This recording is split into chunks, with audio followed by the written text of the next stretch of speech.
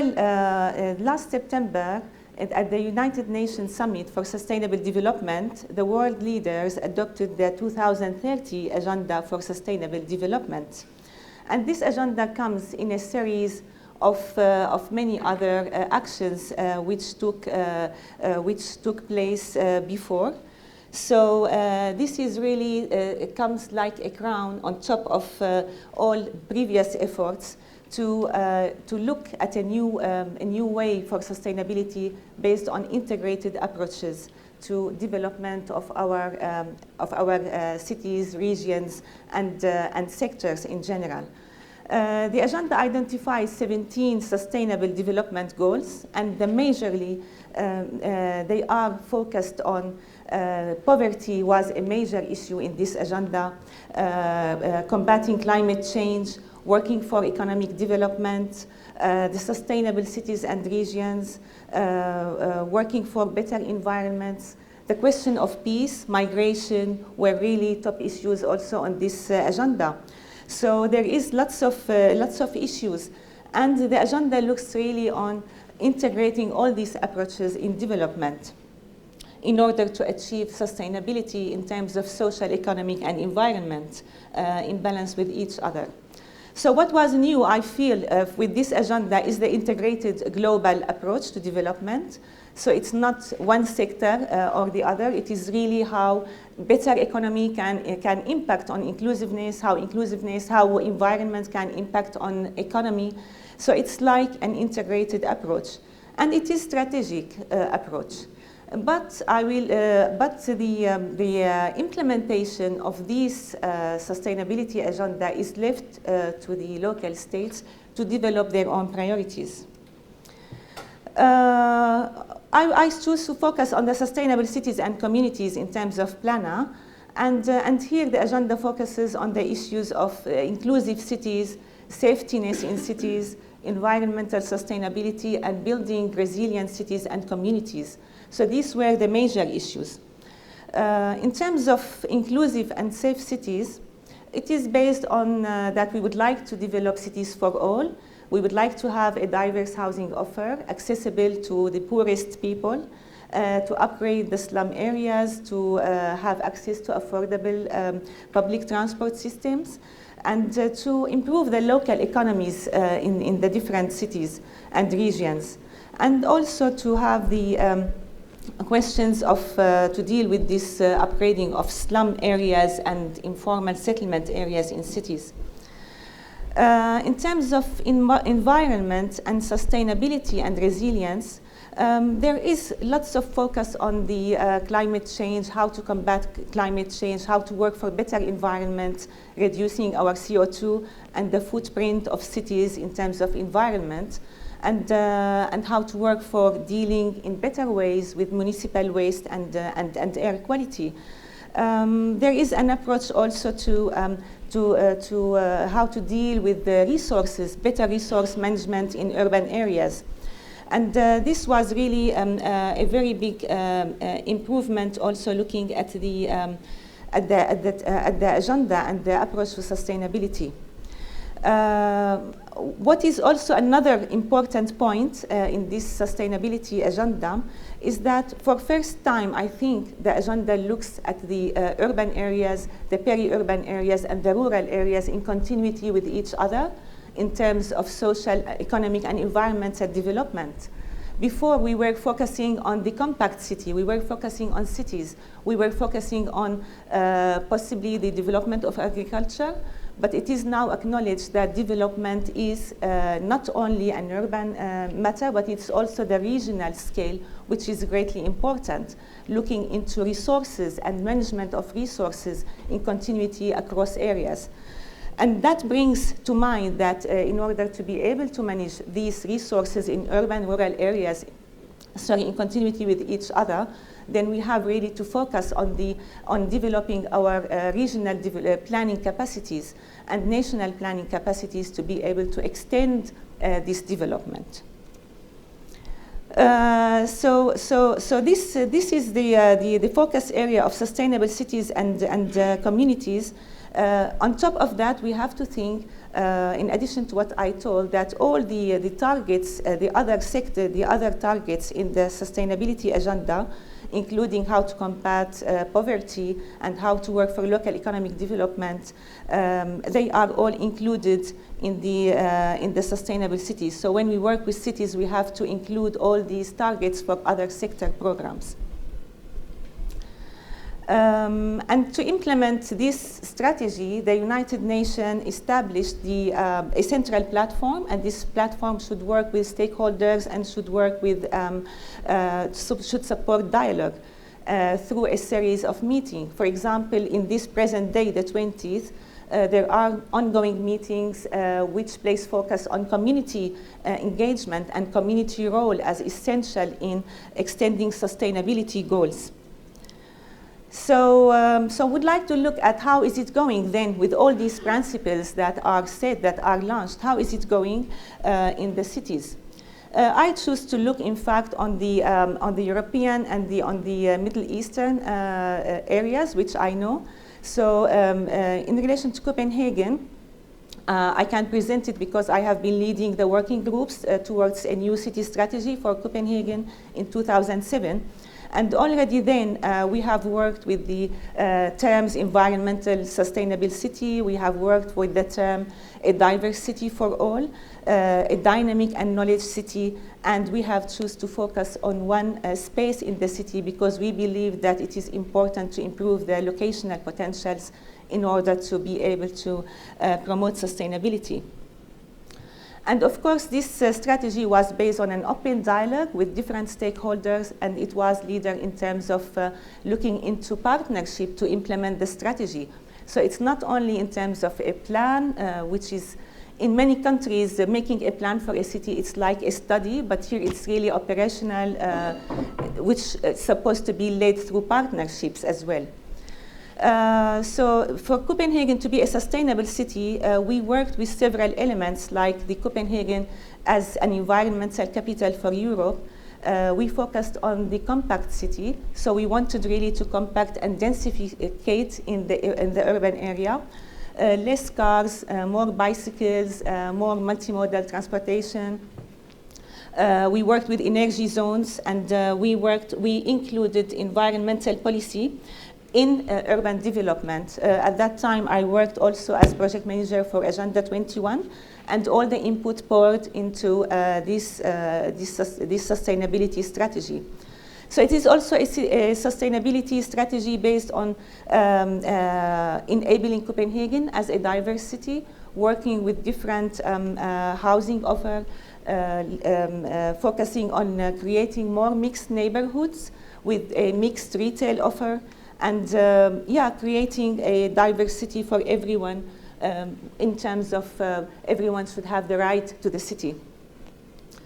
And as in terms of a dynamic city and local economy, we placed big emphasis on improving synergies between research and industry and universities, and cooperating across the sound with Malmö city in order to make a more focus on the university research industry. The city by the water was one of the major things because we wanted to focus on the potentials of the city and its locational space potentials.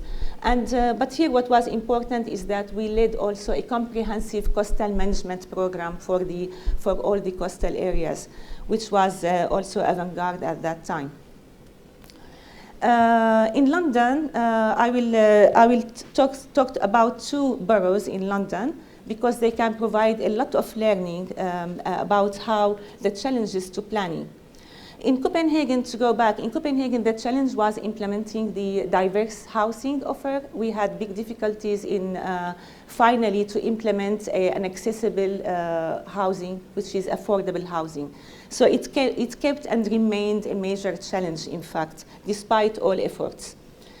In the London boroughs, I looked at Hackney here for you, to see what is the sustainable, what is their focus areas in their sustainable community strategy, which is the last one now. And it is like in Copenhagen, there is also focus on that. They want to develop a vibrant part of London, a diverse neighborhood, looking at the diversity of housing offer, looking at the possibilities also related to the citizens, in fact, and their ethnical diversities. So there is also focus on the issues of health. There is focus on the issue of accessibility, transportation, that the city should be, that there is big intentions to improve the economic situation of the citizens through bringing them to employment and creating more employment opportunities. And there is also this focus again on the issue of safetiness, on inclusiveness, and fairness. Must say that, I mean, these priorities also of London Borough of Hackney, because it is known to be an area with lots of council flats, it is also to eradicate poverty. It's to improve the situation of the citizens. It's also to make them access health help, because it is also known to have a big concentration of mental health issues. And to improve the safety and security. So it is also to improve their active citizenship, which is one of the major elements also in the sustainability agenda. It is to feel like one is acknowledged for whom one is. And of course, there is all the other technical elements, from reducing the CO2, improving services to the citizens, and improving the urban design, the qualities in the urban areas. The London plan for the City of London, here the challenge is different, and here it is an area with lots of employment for over 300,000 people. So the issues, the major focus is very different. It is, of course, to maintain the economic potential of London. Sorry? No, I have 5 minutes. It's 5 by hour, I'm sorry. It's just, I'm watching the watch. It's, oh, sorry. It is to also to capitalize on the quality of urban design, and to make the area more sustainable in terms of energy and services. However, the main learning is that these two areas are areas with two specific problems, with two specific potentials. And one comes to think about, it is very important to have an overall vision for London, and not only in terms of boroughs. Because if we could look at the boroughs, across the boroughs, if we could create more cooperation among the London boroughs, we could have resolved lots of issues around, for example, inclusiveness, around finding housing possibilities, which is a major problem in London, threatening inclusiveness. So there are different challenges facing implementation in European planning, and one of these major challenges is also that city planning is still seen as a tool for space organization. I mean, these examples I show, they are leading examples, but in many other places, the planning is still seen as a tool to regulate land use and building issues. There is the issue of regional inequalities still, and the challenges are very different between a center city and a city which is located away away from the central power. So they have very different dynamics and very different challenges and responses. In the Middle East, there are different types of challenges, because the cities are facing this rapid urbanization. There is the migration flows, there is the growth of informal settlement, unemployment, environmental issues, incapacity of meeting service needs and networks, environment, question of governance and women role. Like the informal settlement here, we can see that 60% of Cairo is informal settlement. And in top of that, we have all the other conditions in the Arabic world, which is making big pressure on cities, which is, for example, that about 18% of the population live below national poverty line, that we have the major development sectors are weak, we have weak delivery of services, we have declining middle class in most of the countries, and the status of women and rights. And that one of the major challenges to planning and governance at the local level is, again, the traditional planning approaches, which is really, they are not capable of meeting any needs, any dynamics. They cannot deliver this sustainability agenda. And there is need, accordingly, to improve all the legal and institutional frameworks. There is need to place big emphasis on capacity building in these countries. And these issues are not only manifesting on the local level of these cities, but they are also anchored in a national level challenge. We have big national level challenges related to how nations in the Arabic world administrate their sectors, their sector programs. We feel, I know that there is lack of congruency among these sector development goals. And this is making a big challenge also for cities. There is need to have more concise planning systems that looks at the urban, regional, and national levels in order to be able to coordinate between local planning needs and provision at the national level and visions. So there is this very big gap, and this big gap needs to be managed through competent systems working with all levels.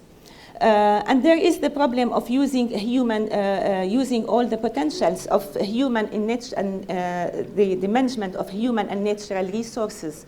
There is big need for understanding this challenge, and also to improve the transparency and bureaucracy issues. I can tell you, everybody when they come to the Middle East, they say we have to improve the participation of NGOs and private sector, and they become really like repeated issues. And I know they have to be improved, but I am emphasizing that they need to be improved in good frameworks. We have to create the frameworks for the participation of the private sector in the framework of a national plan for the country, in a framework of a national vision that also think of inclusiveness and not only in arbitrary economic policy. And that's what happened, in fact, in Syria, because there were lots of economic opening, but in parallel there were no inclusive policies that could support this change. So that's one of the challenges, and I am finishing to please you, but it's the last one. We have to build on ongoing efforts, and there are lots of things being done in Arabic countries, not to take also this success from them. I mean, in Saudi Arabia, in Riyadh, for example, they are working in Riyadh to move from this traditional way of building to more green buildings, and there are lots of efforts, but we need to move to more sustainable cities. And I think there is acknowledgement now of the importance of having this national level involved, because now they are working on national planning reforms, looking at their capacities, at their local systems, looking at their planning and their planning approaches.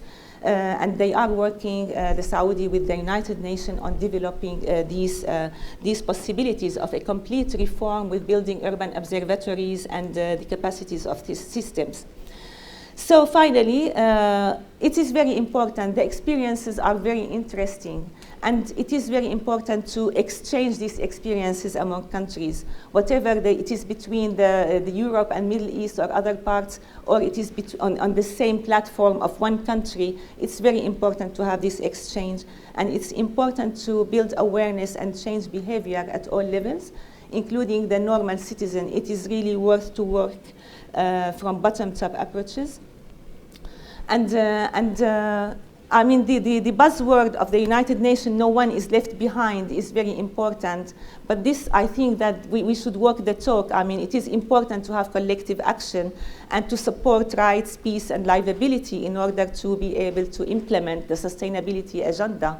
And looking for situations like in Syria, and I'm Syrian origin, I feel like it is, I feel left behind, because I feel if this is the agenda, then there must be more collective action to support that Syria is not left behind in terms of peace, in terms of sustainability, and in terms of rights. Thank you.